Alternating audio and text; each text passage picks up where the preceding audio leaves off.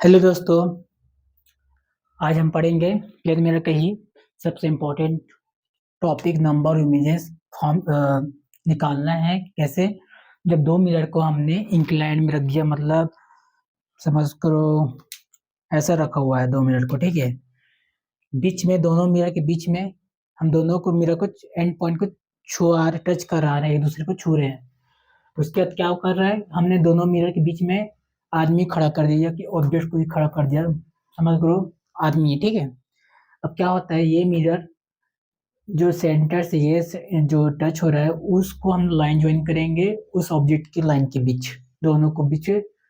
तो जो mirror M2 बनाएगा बीटा एंगल बनाएगा उस लाइन के लॉन्ग, और जो है ये अल्फा वाला एंगल मतलब एंगल बनाएगा M1 मिरर के अबाउट, ठीक है। तो देखो क्या होता है, अभी क्या होगा कि नंबर इमेजेस फॉर्म करना, इसका मतलब क्या है कि एक के बाद बहुत सारे इमेज फॉर्म होता है। कैसे होते हैं देखो, मान लो ऑब्जेक्ट मेन है A1 से उसका इमेज बन रहा है I1, ये लिया हमने। और वही सेम टू सेम जो मिरर M2 है उससे इमेज बनता है I2। अब तो इमेज बन गया, उसके बाद क्या होगा, उसके बाद ये होगा कि जो इमेज बना हुआ है A1 के से पहले वाला, उसका फिर इमेज बनेगा M2 के साथ, ठीक है।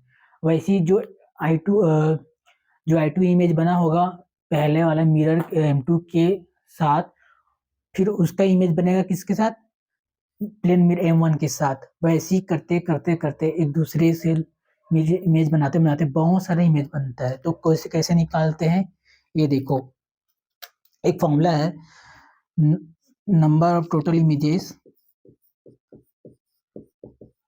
ठीक है। उसको मान लो सपोज P मान लो, चलो N ही मान लो क्योंकि नंबर टोटल इमेज, ठीक है। तो कितना आएगा 360 डिग्री, ठीक है, प्लस अल्फा प्लस बीटा, ये एंगल आएगा। और तुमको आसानी चाहिए तो इसको 360 प्लस थीटा ले लो। थीटा क्या होगा इसमें, अल्फा प्लस बीटा, ठीक है। अब इसमें कुछ केसेस हैं, ठीक है। ये तो हुआ एक्चुअल फॉर्मूला, लेकिन इस पे भी कुछ केस लगते हैं। तो देखते हैं क्या क्या केस होता है, समझ में आएगा आपको जल्दी। देखो क्या क्या केसेस हैं। इन क्या होता है, इवन नंबर, अगर जो टोटल नंबर इमेजेस है, ठीक है, इवन नंबर रहा 2 4 6, तो क्या के साथ है, ये देखो टोटल नंबर इमेजेस n-1, ये फॉर्मूला है, ठीक है। ये क्यों आता है, ये वाला क्यों आता है, क्योंकि n इसलिए माइनस करते हैं क्योंकि दो इमेजेस एक दूसरे को कंसाइड कर जाते हैं लास्ट में, ठीक है।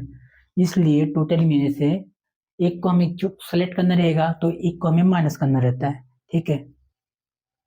तो पूरा इमेज दे देगा तो एक को ही हमें माइनस करना है, दोनों में से एक एक सेलेक्ट करेंगे तो ए ने दोनों इमेज जुड़ चुका रहता है, तभी एक को हम माइनस करते हैं, ठीक है। तो जो इसलिए हम n से माइनस करेंगे और टोटल नंबर इमेजेस जो आएगा n-1 आएगा।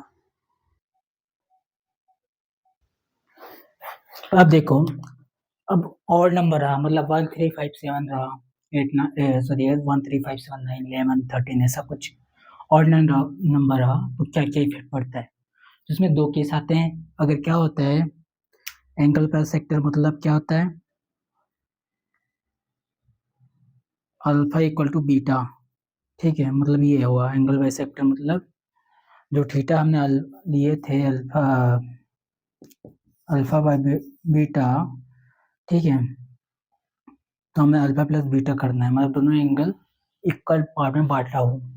तो उस समय कंडीशन क्या है, अगर एंगल बाइसेक्टर पे ना रहे तो एन आता है, ठीक है।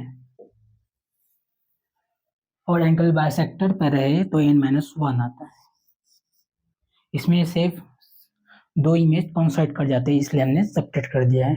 ये याद रखे रहना, ये इंपॉर्टेंट है, ठीक है। देखो क्या होगा, फिर हम ऑड इवन तो देख लिया। अब मान लो नंबर जो इमेजेस है इंटीजर में है, मतलब 0.5 ये 3/4 या 3/2 या 5/4 ऐसा 7/8 ऐसा डेसिमल टाइप कुछ आए तो क्या करेंगे उसमें सिंपल सी बात है, हम जितने इमेजेस हो गए उसे काउंट करेंगे, ठीक है, इसमें कोई फॉर्मूला नहीं है। अब जो फॉर्मूला था उस पर डायरेक्ट कुछ सीधा सीधा पेपर में आया हुआ क्वेश्चन, दो इमेज को हमने पैरेलल रख दिया, मतलब आमने सामने खड़ा कर दिया, ठीक है। यहाँ पर ऑब्जेक्ट कोई, सपोज आप ही में से कोई एक खड़ा है दो प्लेन मिरर के बीच में, तो कैसे होगा इमेज, कितने सारे, बहुत सारे आएंगे, ठीक है, ये रख लेना। अब दो मिरर को हमने 90 डिग्री में रख दिया तो फॉर्मूले पे बन जाएगा, डायरेक्ट रिजल्ट याद रखना, 4 आता है 360/90, तो डिवाइड करो 4 आएगा, तो सीधा ये याद रखे रहना, ठीक है। ये आप लोग number of images plane mirror खत्म। अब